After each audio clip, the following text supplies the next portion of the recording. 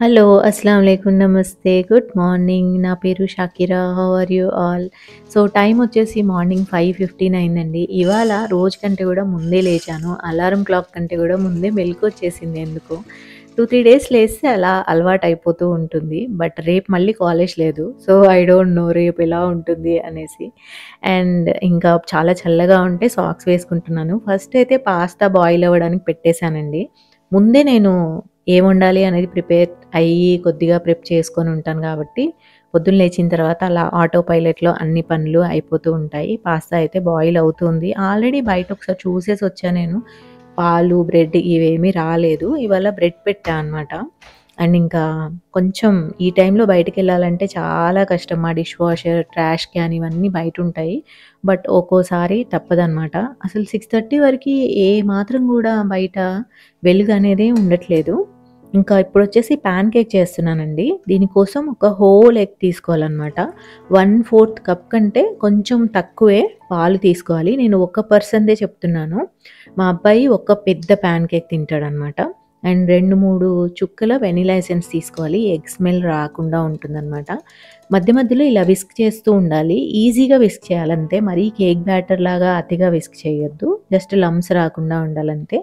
దీంట్లో ఒక 1/4 tea spoon baking powder add చేసుకోవాలండి. తర్వాత మళ్ళీ కొద్దిగా విస్క్ చేయాలనమాట. దీన్ని మైదాతోనూ చేయొచ్చు, ఆశీర్వాద్ ఆటాతో అయినా చేయొచ్చు, మల్టీగ్రెయిన్ ఆటాతో కూడా చేయొచ్చు. బట్ మైదాతో చేస్తే బాగా ఫ్లఫీగా వస్తది. ఆటాతో చేసిన టేస్ట్ అయితే సేమ్ వస్తది గానీ కొంచెం గట్టిగా వస్తదంతే. బట్ 2, 3 స్పూన్సే పడుతుంది. అందుకే నేను ఇవాళ మైదాతోనే చేసేస్తున్నాను. సో, కొద్ది కొద్దిగా వేసుకుంటూ లంప్స్ లేకుండా కలుపుకుంటూ ఉండాలి. ఇది సేమ్ మన దోస బ్యాటర్ ఉంటుంది గదా! అలాంటి థిక్‌నెస్ ఉండాలనమాట కరెక్ట్‌గా. అలాంటి కన్సిస్టెన్సీ ఉండాలి. ఇంకా కలిపేసి నేను పక్కన పెట్టేసి ఉంచాను. మా అబ్బాయి లేవడానికి ఇంకొంచెం టైం ఉంది. ఈలోపు ఇంకా పాస్తా బాయిల్ అయిపోయింది. దీన్ని ఇలా డ్రైన్ చేసుకొని పెట్టుకుంటున్నాను. పాస్తా వాటర్ పడేయకూడదండి. మనకి రెసిపీలో యూజ్ అవుతదనమాట. అందుకే గిన్నెలోకి తీసుకొని పెట్టుకున్నాను. సో, 2, 3 సార్లు బయటకొచ్చి కంటిన్యూయస్‌గా చూస్తూనే ఉన్నా నేను. ఫైనల్‌గా అయితే వచ్చేసాయి. ఇవాళ నేను బ్రెడ్ అండ్ మిల్క్ పెట్టాననమాట. కాలేజ్ టైమ్‌కైతే నాకివి అవసరం లేదు. బట్ బయట ఉంటే ఇంకా తీసుకొద్దాం అన్నట్లుగా తీసుకొచ్చా. ఇవాళ చూడండి నేను 2 పాల ప్యాకెట్లు పెడతా రోజు. ఇవాళ ఒకటి మిస్ చేశాడు. ఇలానే ఏదో ఒకటి అవుతది. అందుకే నేను చెక్ చేసి ఇమ్మీడియేట్‌గా తీసుకొస్తూ ఉంటాను. కనిపిస్తాడేమో అబ్బాయిని అడుగుదాం అనుకున్నా, ఆ లోపు వెళ్ళిపోయాడనమాట. సో, జస్ట్ మిస్ అయిపోయింది. బట్ నాకొచ్చేసి 2 పాల ప్యాకెట్ల మనీ కట్ అయ్యాయి. బట్ వచ్చింది ఒక పాల ప్యాకెటే అనమాట. ఇంతకుముందు కోవిడ్ కంటే ముందు మేము ఇంటి పక్కన కిరాణా స్టోర్‌లోనే తీసుకునేవాళ్ళం. బట్ కోవిడ్ టైంలో ఎవరిని లోపలికి ఎలో చేయలేదు మా సొసైటీలో. అప్పటినుంచి ఆన్‌లైన్‌లో తీసుకోవడం అలవాటయిపోయిందనమాట. అండ్ ఇప్పటిదాకా బానే ఉంది. మధ్య మధ్యలో ఇలాంటి మిస్టేక్స్ అవుతూ ఉంటాయన్నమాట. అండ్ ఇంకా ఈ పాస్తా సాస్ వచ్చేసి నేను ఇంట్లోనే తయారు చేశాను. దాని వీడియో లింక్ నేను డిస్క్రిప్షన్ బాక్స్‌లో ఇస్తాను. మీకు ఇంట్రెస్ట్ ఉంటే చూసుకోండి. దీనివల్ల ఏంటంటే మనకు చాలా టైం సేవ్ అవుతుందనమాట. ఒకవేళ మీరు పాస్తాని ముందు రోజు నైటే బాయిల్ చేసి పెట్టుకున్నా గానీ, మార్నింగ్ 10 మినిట్స్‌లో మీరు బాక్స్ ప్యాక్ చేయొచ్చు. ఇది లంచ్ బాక్స్ కోసమని కాదు. పిల్లలు ఈవినింగ్ వచ్చేసరికే మీరన్నీ రెడీగా పెట్టుకున్నారనుకోండి, స్కూల్ నుంచి రాగానే 5 మినిట్స్‌లో పాస్తా చేసి ఇవ్వచ్చు వేడి వేడిగా. సో, అలా గూడా బావుంటది. టొమాటోస్ ఎక్కువగా ఉన్నాయి, తక్కువ ప్రైస్‌లో ఉన్నాయి అన్నా గానీ చేసి పెట్టుకోవచ్చు. 1 మంత్ ఉంటదనమాట. సో, పాస్తా వచ్చేసి మా అబ్బాయి చక్కగా తింటాడు. ఎలాంటి కంప్లెయింట్స్ అనేవి ఉండవు. నాకేమనిపిస్తదంటే పిల్లలకి బాక్స్‌లో ఎప్పుడైనా గానీ, వాళ్ళకి ఏవైతే ఇష్టమో అవే పెట్టాలి. వాళ్ళు అట్‌లీస్ట్ కంప్లీట్‌గా తినేసి రావాలనమాట. మరీ మనం ఎక్కువగా హెల్తీ అనేసి మనకి నచ్చినవి పెట్టామనుకోండి, వాళ్ళు తినకుండా ఉంటారు. అలానే బాక్స్ తెచ్చేస్తారనమాట. సో, నా ఒపీనియన్ అయితే వాళ్ళకి నచ్చినవి పెట్టడమే కొద్దిగా హెల్తీ వెర్షన్‌లో చేసి పెడితే బెటర్ అనమాట. అండ్ ఇంకా షెడెడ్ చీజ్ లేదు. అందుకే నేను చీజ్ స్లైస్‌ని చిన్న చిన్న పీసెస్‌గా కట్ చేసి వేసేస్తున్నాను. ఇంకా పాస్తా అయితే రెడీ అయిపోయింది. కొద్దిసేపు దీన్ని పక్కన పెట్టేస్తే చల్లారుతుందనమాట. పిల్లలకి ఎగ్జామ్ టైమ్‌లో గూడా కొన్ని సర్టెన్ కైండ్ ఆఫ్ స్నాక్స్ ఇవ్వాలండి. మోస్ట్‌లీ హోమ్ మేడ్ ఇంటివి ఇస్తేనే బెటర్ అనమాట. బయట ప్యాకెట్స్‌లో ఉండేవి అవి ఇచ్చామనుకోండి ఎస్పెషల్లీ ఎగ్జామ్ టైమ్‌లో ఒకేసారి షుగర్ రష్ వస్తుందనమాట వాళ్ళకి. ఒకేసారి వాళ్ళ షుగర్ హై అయిపోయి, హైపర్ యాక్టివ్ అయిపోయి మళ్ళీ వెంటనే డౌన్ అయిపోతారు. ఎనర్జీ డౌన్ అయిపోతది. అలా గాకుండా ఇంట్లో చేసిన స్నాక్సే పెడితే బెస్ట్. బయట దొరికే స్నాక్సే ఇంట్లో చేసి పెట్టినా బెటరే అనమాట. ఫిల్లింగ్‌గా ఉండాలి. వాటిల్లో సాల్ట్ అండ్ షుగర్ కంటెంట్ అనేది తక్కువ ఉండాలనమాట. అలాంటి స్నాక్స్ నేను ఫ్యూచర్ వ్లాగ్స్‌లో షేర్ చేస్తాను తప్పకుండా. ఇంకా మా అబ్బాయి బయటకొస్తున్నాడు రెడీ అయిపోయి అన్నప్పుడు నేను పాన్ కేక్ వేసేసాను. సింపుల్‌గా బటర్ రాసేసి సింగిల్ పాన్ కేక్ కింద వేసేస్తా అనమాట. చిన్న పిల్లలకైతే మీరు ఇదే బ్యాటర్‌తో చిన్న చిన్న పాన్ కేక్స్ వేయొచ్చు. మన ఊతప్పం పాన్ ఉంటది కదా! దాంట్లో వేసినా పర్ఫెక్ట్‌గా ఉంటది. ఇంకా ఈ మేపుల్ సిరప్ వచ్చేసి నేను అమెజాన్‌లో ఆర్డర్ చేశాను. చాలా బ్రాండ్స్ ఉంటాయి. మీకు నచ్చింది ఆర్డర్ చేసుకోవచ్చు. నటెల్లా కూడా స్ప్రెడ్ చేసి ఇవ్వచ్చు. లేదా హనీ గూడా యాడ్ చేసి ఇవ్వొచ్చనమాట. అండ్ పెట్టేస్తున్నాను. ఇంకా కాస్త చల్లారిపోయింది. నేను లాస్ట్ వీడియో కూడా లంచ్ బాక్స్‌దే షేర్ చేశాను. లంచ్ బాక్స్ రెసిపీ అలా. సో, చాలా క్వెషన్స్ వచ్చాయి. లంచ్ బాక్స్ అండ్ బ్యాగ్ ఎక్కడ తీసుకున్నారు అనేసి. బాక్స్ వచ్చేసి ఐకియాలో తీసుకున్నా అండి. Steel box with plastic lid అనమాట. క్వాంటిటీ చాలా పడుతుంది. పెద్ద పిల్లలకైతే బావుంటుంది. అండ్ బ్యాగ్ వచ్చేసి నేను అమెజాన్‌లో ఆర్డర్ చేశాను. అదైతే నేను 3 ఇయర్స్ నుంచి యూజ్ చేస్తున్నాను. 100% ఇకో ఫ్రెండ్లీ కాటన్ క్లాత్ బ్యాగ్ అనమాట. వాషింగ్ మిషన్‌లో కూడా వాష్ చేయొచ్చు. ఇంకా వీలైతే నేను లింక్స్ టాప్ కామెంట్‌లో ఇవ్వడానికి ట్రై చేస్తా. ఒక కరెక్షన్ ఏంటంటే ఈ బ్యాగ్‌లో ఈ బాక్స్ కొంచెం టైట్‌గా ఉంటుందనమాట.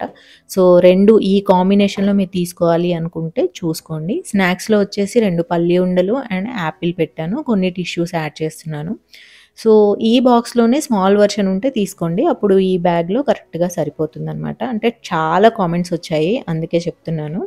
ఇంకా ఈ బ్యాగ్ వచ్చేసి ఇంకా కొద్దిగా పాడవ్వబోతుంది. 3, 4 ఇయర్స్ అయింది గదా! బట్ 1 మంత్ తర్వాత ఇంక అవసరం ఉండదులే అనేసి నేను అదే కంటిన్యూ చేస్తున్నాను.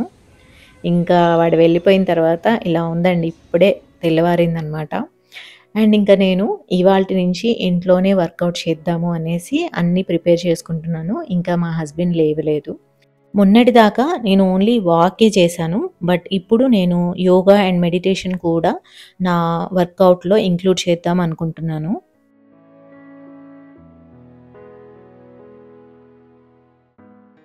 ఎవరైతే యోగా అండ్ మెడిటేషన్ కాంబినేషన్‌లో చేయాలి అనుకుంటున్నారో, ఫస్ట్ మెడిటేషన్ చేయాలి. తర్వాత యోగా చేయాలనమాట. నేను పెళ్ళికి ముందే యోగా అండ్ మెడిటేషన్ ఇక్కడ హైదరాబాద్‌లో కోటిలో గాంధీ జ్ఞాన్ మందిర్ యోగా కేంద్ర ఉంటుంది. అక్కడ ప్రొఫెషనల్ గురూస్ దగ్గర నేర్చుకున్నాననమాట. ఆల్మోస్ట్ టీచర్ ట్రైనింగ్ కోర్స్ వరకి వెళ్ళాను.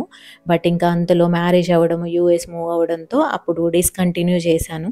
అవన్నీ ఇప్పుడు మళ్ళీ చెయ్యాలి అనేసి స్టార్ట్ చేశా అనమాట. ఇవాళొచ్చేసి నేను ఓన్లీ 5 రౌండ్ల సూర్య నమస్కారాలు చేశాను. మెడిటేషన్ వచ్చేసి ఓన్లీ 1-2 మినిట్స్ చేశాను అంతే. మెడిటేషన్ అనేది చాలా ప్రాక్టీస్‌తోనే వస్తదండి. అంత ఈజీగా రాదనమాట. 1 మినిట్ కుదురుగా కూర్చోవడం కూడా చాలా కష్టం. నేను ఇవాళ ఏమీ కాంప్లికేటెడ్‌గా చేయలేదు. ఓన్లీ సైలెంట్‌గా, రిలాక్స్డ్‌గా ఒక 1-2 మినిట్స్ కూర్చున్నానంతే విత్ నార్మల్ బ్రీతింగ్ అనమాట. సూర్య నమస్కారాలు ఒక 5 రౌండ్స్ మాత్రమే చేశాను. అందులో కూడా నాకు కొన్ని ఇష్యూస్ వచ్చాయి. బ్యాలెన్స్ తప్పాను అండ్ అవన్నీ అయ్యాయి. But fine. నేనిక్కడ చూపిస్తున్నాను నేనెలా బ్యాలెన్స్ తప్పాను అవన్నీ గూడా. ఏంటంటే ప్రాక్టీస్ పోయినప్పుడు ఇలాంటివి జరుగుతూ ఉంటాయి. But we should not give up. And ఇంకొక విషయం ఏంటి అంటే మైగ్రేన్ ఉన్నవాళ్ళు ఇలా యోగా గానీ, మెడిటేషన్ గానీ స్టార్ట్ చేసినప్పుడు ఫస్ట్ 2 డేస్ హెడేక్ వస్తది. బట్ డిస్కంటిన్యూ చేయకండి. మనం నార్మల్‌గా ఉన్న హెడ్‌ని సూర్య నమస్కారాల్లో 12 టైమ్స్ 12 పొజిషన్స్‌లో మనం పెడతాం కాబట్టి ఆ హెడ్ మూవ్‌మెంట్స్ వల్ల, నెక్ మూవ్‌మెంట్స్ వల్ల కొద్దిగా ప్రెషర్ పడి హెడేక్ వస్తది. బట్ తర్వాత చాలా మంచి రిలీఫ్ వస్తదనమాట. నేను 3 మంత్స్ బ్యాకే ఎప్పుడైతే ఫిట్‌నెస్ జర్నీ స్టార్ట్ చేశానో అప్పుడే యోగా చేయడం స్టార్ట్ చేశాను. ఎందుకంటే నాకు యోగాతో పరిచయం ఉంది. నేను చేయగలను అనేసి. బట్ ఏమైందంటే నేను వెయిట్ ఎక్కువగా ఉండడం వల్ల నా నీ మీద ప్రెషర్ పడి నీ పెయిన్ వచ్చిందనమాట.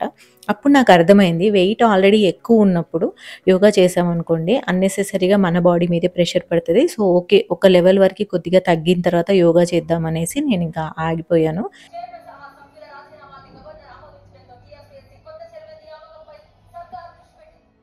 2024లో అయితే నేను యోగా అండ్ మెడిటేషన్ కూడా కంటిన్యూ చేద్దాము అలాంగ్ విత్ వాకింగ్ అనేసి అనుకుంటున్నాను.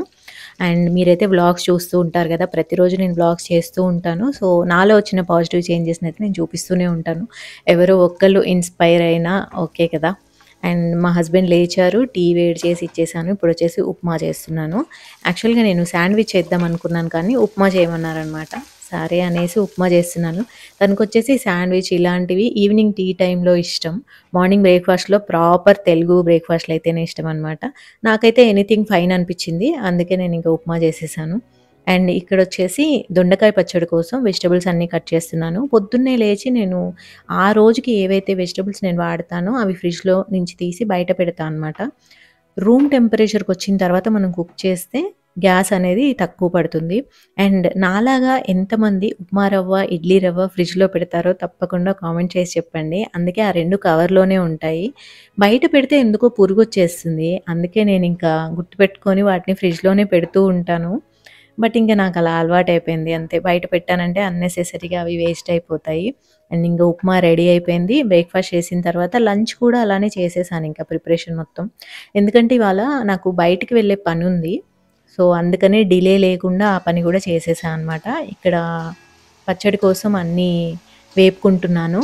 అలానే అక్కడ ఊరికే నించోకుండా ఇంక డిష్ వాషర్ అన్‌లోడ్ చేసేసాను. నేను ప్రతిరోజు లంచ్ అయిపోయిన తర్వాత డిష్ వాషర్ ఆన్ చేస్తాను. బట్ ఎప్పుడైనా ఫ్రీగా ఉంటే డిషెస్ అన్నీ గూడా క్లీన్ చేసేసి డిష్ వాషర్‌లో పెడుతూ ఉంటాను.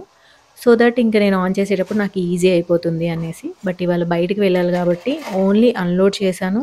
లోడింగ్ అయితే నేను బయటికి వెళ్ళొచ్చిన తర్వాత ఫ్రీ టైమ్ చూసుకొని చేస్తా అనమాట. డిష్ వాషర్ ఖాళీ ఉందనుకోండి ఐఎమ్ ఫైన్. ఇంక నాకు ఈజీగా అయిపోతది. 10 నిమిషాల్లో లోడింగ్ అనేది అయిపోతుంది. అండ్ చల్లారేలోపు కొంచెం ఈ గట్టు క్లీన్ చేసుకుందాం అనేసి క్లీనింగ్ మొత్తం చేసేసాను. జస్ట్ పైన తుడుస్తున్నానంతే. డీప్ క్లీనింగ్ అనేది ఎవ్రీడే ఉండదు. జస్ట్ నార్మల్ మెయింటెనెన్స్ క్లీనింగ్ మాత్రమే ప్రతిరోజు ఉంటది. మధ్యలో వెళ్ళి బెడ్‌షీట్స్ అన్నీ ఒకసారి దులిపేసి వేసేసొచ్చాను. అండ్ ఇల్లు క్లీన్ చేయాల్సిందుంది. ఇల్లు ఊడవాల్సిందుంది ఇవాళ. అంతే. ఐ నో ముందు రోజే నాకు తెలిసిపోతుంది. రేపటి డే ఎలా ఉండబోతుంది, ఏ ఏ పనులు నేను చేయాలి అనేసి. సో, ఎక్కువ వెయిట్ ఏమి చేయకుండా టక్ టక నా పనులు చేసేసుకుంటాను. ఇల్లు ఊడ్చే పనుంది. ఎవ్రీడే నేను 9:30, 10:00 అలా షవర్ తీసుకొనొచ్చేసి రెడీ అయిపోతాను. బయటికి వెళ్ళినా, ఇంట్లో ఉన్నా గానీ రెడీ అయిపోతా అనమాట. రెడీ అయ్యి ఉంటాను ఎప్పుడు గూడా. నాకేంటంటే ఎవరైనా వచ్చి బెల్ కొట్టినా గానీ ఐ షుడ్ బి ప్రెజెంటబుల్ అనిపిస్తది. సో, అందుకనే everyday by 10:00 I will be ready అనమాట. సో, ఇవాళొచ్చేసి ఈ డ్రెస్ వేసుకున్నాను. నాకిలాంటి డ్రెసెస్ కంఫర్టబుల్‌గా అనిపిస్తాయి. అండ్ నా దగ్గరొచ్చేసి బోలెడన్ని బ్లాక్ ట్రౌజర్స్ ఉన్నాయన్నమాట. అందుకే మీకు బ్లాక్ బాటమ్స్‌లో ఎక్కువగా కనిపిస్తూ ఉంటాను. ఈజీగా ఉంటది. అండ్ ఇంట్లోకైనా బావుంటది, వాక్కయినా బావుంటది, బయటికి వెళ్ళడానికి కూడా బావుంటది అనేసి. ఇంకా పచ్చడివన్నీ రెడీ పెట్టుకొని వెళ్ళాను కదా! అంతా చల్లారిపోయింది. దీంట్లో కొద్దిగా కొత్తిమీర, కొంచెం గార్లిక్ యాడ్ చేసేసి హ్యాండ్ బ్లెండర్‌తో నేను బ్లెండ్ చేస్తున్నానండి. రోట్లో నూరినట్లుగానే వస్తదనమాట. సో, మనం రియల్‌గా ట్రెడిషనల్ రోల్ పెట్టుకొని నూరాల్సిన అవసరమే లేదు. ఇలా హ్యాండ్ బ్లెండర్ ట్రై చేసి చూడండి. సేమ్ రోటి పచ్చడి కన్సిస్టెన్సీలోనే వస్తది. మధ్యాహ్నం నేను, మా హస్బెండే కాబట్టి ఇలా దొండకాయ పచ్చడి చేస్తున్నాను. మా ఇద్దరికి కూడా ఇలా రోటి పచ్చళ్ళు చాలా ఇష్టమనమాట. అండ్ ఇంకా ముందు రోజుది సాంబార్ కూడా ఉంది. సరిపోతది మాకు. మేమిద్దరం చాలా సింపుల్‌గానే చేసుకుంటాం. ఏదైనా మా అబ్బాయి ఉంటేనే నేను కొద్దిగా ఆలోచిస్తాను. ఆమ్లెట్ వేయాలి లేదా ఏమన్నా పాపడ్ చేయడం గానీ అట్లా. మా ఇద్దరికైతే చాలా సింపుల్‌గా ఉంటది. లంచ్ అయినా గానీ, డిన్నర్ అయినా గానీ. ఇంకా లంచ్ అయితే రెడీ. అండ్ చాలామంది మా సోఫా గురించి ఎప్పటినుంచో అడుగుతూ ఉన్నారు. And I'm responsible to tell the answer అనిపించింది. అందుకే ఇవాల్టి వ్లాగ్‌లో ఇంక్లూడ్ చేస్తున్నాను. ఈ సోఫా వచ్చేసి నేను ఆల్మోస్ట్ 4 ఇయర్స్ బ్యాక్ తీసుకున్నాను. ఈ ఇంట్లోకి మేమొచ్చినప్పుడు తీసుకున్నా అనమాట. దీన్ని నేను నాంపల్లిలో ఏపీ ఫర్నిచర్‌లో తీసుకున్నాను. సో, ఇప్పుడు దీంట్లో ఏమైనా నేను నెగెటివ్స్ చెప్తే ఆ షాప్ గురించి నెగెటివ్స్ చెప్పినట్లు కాదు. నేను ఆ షాప్‌ని ఎప్పుడు ప్రమోట్ కూడా చేయలేదు యూట్యూబ్ స్టార్ట్ చేసిన తర్వాత. I'm just giving you genuine information అనమాట. సో, ఏపీ ఫర్నిచర్‌లో ఇంతకుముందు మేమొక టేక్‌వుడ్ సోఫా తీసుకున్నాము. అది ఇప్పటి వరకి కూడా సూపర్బ్‌గా ఉంది. మా అమ్మ వాళ్ళ ఇంట్లో ఉంది. మీరు చాలా సార్లు చూసే ఉంటారు. చాలామంది అడిగారు గూడా. సో, నేను ఈ ఇంట్లోకొచ్చినప్పుడు నాకు రిక్లైనర్ తీసుకోవాలని ఉండే. ఒక 3 సీటర్, ఒక 2 సీటర్ అండ్ ఒకటొచ్చేసి ఇలా 360 రిక్లైనర్ తీసుకున్నామనమాట. ఇదైతే బానే ఉంది. రిక్లైనర్ మెకానిజమ్స్ అయితే బానే ఉన్నాయి. ఎలాంటి ఇష్యూ అయితే లేదు. అండ్ కలర్ చూసుకున్నట్లయితే ఇది ఐవరీ కలర్ అనమాట. దీనికి మెయింటెనెన్స్ చాలా ఉంటది. మరకలు పడకుండా చూసుకోవాలి. కొంచెం నీట్‌గా పెట్టుకోవాలనమాట. అదైతే నేను ఆల్మోస్ట్ సక్సెస్‌ఫుల్‌గా చేసుకుంటూనే ఉన్నాను. అండ్ ఇంకా 2 సీటర్‌లో వచ్చేసి ఇలా మధ్యలో స్టోరేజ్ కూడా వచ్చింది. 2 కప్ హోల్డర్స్ వచ్చాయన్నమాట. నేను మొత్తం వాళ్ళకి ఇన్‌స్ట్రక్షన్స్ ఇచ్చి ఇలా ఇలా చేయండి, ఇక్కడ కప్ హోల్డర్స్ ఇవ్వండి, ఇట్లా చెప్పి చేయించుకున్నాను. ఈ 3 సీటర్‌లో వచ్చేసి ఎక్కడ కూడా రిక్లైనర్ పెట్టిచ్చలేదు నేను. సో టోటల్ 3 రిక్లైనర్స్ ప్లస్ ఒక సోఫా వితౌట్ రిక్లైనర్స్ వచ్చినాయి అనమాట. బట్ ఇక్కడ చూడండి, ఇది వచ్చేసి లెదరేట్ అండి ఈ మెటీరియల్. సో ఎక్కడైతే మనం హెడ్ పెట్టుకుంటామో అక్కడ వచ్చేసి కలర్ చేంజ్ అయిపోయిందనమాట. సో చాలామంది మీ సోఫా చాలా బాగుంది అంటున్నారు కదా. సో నాకు షేర్ చేయాలనిపించింది pros and cons of recliners అనేసి. అలానే ఇక్కడ చూసినట్లయితే బ్యాక్ రెస్ట్ ఉంది కదా, ఇది లోపలికి వెళ్ళిపోయింది వాడిన కొద్దీ. ఇప్పుడు వచ్చేసి కుషన్ లేకుండా కూర్చున్నాం అనుకోండి, బ్యాక్ పెయిన్ వస్తుంది దీంట్లో. సో నాకైతే చాలా ఇష్టం ఉండేది రిక్లైనర్స్ అంటే. బట్ ఇప్పుడు అసలు నా జన్మలో నేను రిక్లైనర్ మళ్ళీ కొనను. అందుకే నేను ఇది మళ్ళీ మళ్ళీ షేర్ చేసుకోవాలనుకున్నా అనమాట. జెన్యూన్‌గా చెప్తున్నాను. నాకైతే లెదర్ మెటీరియల్ ప్లస్ ఈ రిక్లైనర్స్ వీటి మీద అసలు కోరిక పోయిందనమాట ఇంకా. ఇది చూడండి లెదరేట్ కదా! సో ఇలా విడిపోతూ ఉందనమాట. ఎక్కడైతే మనం చేతులు పెట్టుకుంటున్నామో అక్కడ కూడా కొంచెం కలర్ చేంజ్ అయింది. సో నేనైతే ఇంకెప్పుడు కూడా లెదర్ కానీ, లెదరేట్ కానీ కొనను. అలానే రిక్లైనర్స్ కొనను. అలానే ఇంత పెద్ద సోఫాలు కూడా కొనననమాట. కిందకి చీపురు వెళ్ళదు. జరిపేసి ఊడవాలంటే నాకు చాలా కష్టంగా ఉంది. సో అదండి నా జెన్యూన్ రివ్యూ చెప్దాం అనుకుంటున్నాను. It's not about shop. మీరు ఏ షాప్‌లో కొన్నా గానీ జాగ్రత్తగా చూసుకోండి. మీకు ప్రోస్ అండ్ కాన్స్ అన్నీ తెలిస్తేనే తీసుకోండి. ఇంతకుముందు టేక్‌వుడ్ సోఫా ఉండేది. నాకు ఇంకా కొంచెం మోడర్న్‌ది కావాలి అనేసి ఇది తీసుకున్నాను. బట్ తర్వాత నా లెసన్స్ నేను నేర్చుకున్నాను. నా జెన్యూన్ రివ్యూ అయితే మీకు ఇచ్చేసాను. ఇంకా ఆ తర్వాత మీ ఇష్టం అనమాట. సో అదండి ఇవాల్టి వ్లాగ్. మళ్ళీ రేపు మార్నింగ్ 10:00కి కొత్త వ్లాగ్‌లో కలుద్దాం. Take care. బై.